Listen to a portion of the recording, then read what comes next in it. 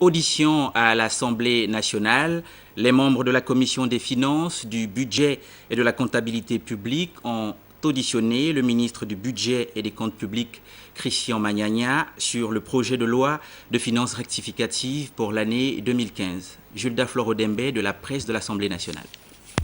Revisé selon la budgétisation par objectif de programme, le projet de budget rectificatif de l'année 2015 a été dévoilé par le ministre du Budget et des Comptes publics, Christian Magnagna, au cours d'une audition conjointe présidée par la Commission des finances, du budget et de la comptabilité publique. Élaboré dans un environnement marqué par la baisse des recettes pétrolières, ces ressources sont conformes aux ambitions des plus hautes autorités, lesquelles ont tout mis en œuvre pour réduire le train de vie de l'État, l'objectif étant de maintenir l'équilibre du tissu social.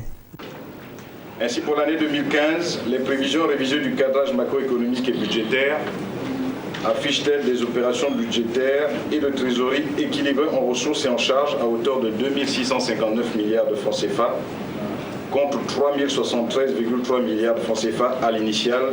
soit une baisse de 422 milliards de francs CFA. En dépit de la crise qui sévit dans notre pays, le ministre Magnagna a affirmé que le gouvernement a la ferme volonté de poursuivre la matérialisation du plan stratégique Gabon émergent. À cet effet, des réajustements au niveau des charges financières de la dette, des dépenses de fonctionnement ainsi que des dépenses d'investissement ont été opérées dans l'optique de renforcer bon nombre de projets sociaux. Il est prévu notamment de renforcer les infrastructures de transport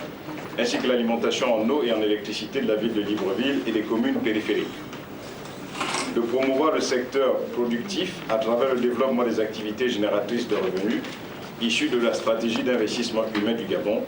et dans une moindre mesure le financement des activités connexes à la mise en œuvre du projet GREN. Prenant acte des stratégies développées par le gouvernement pour favoriser la croissance économique, les honorables députés ont tout de même fait des suggestions au ministre du Budget allant dans le cadre de la gestion et de la répartition équitable des finances publiques.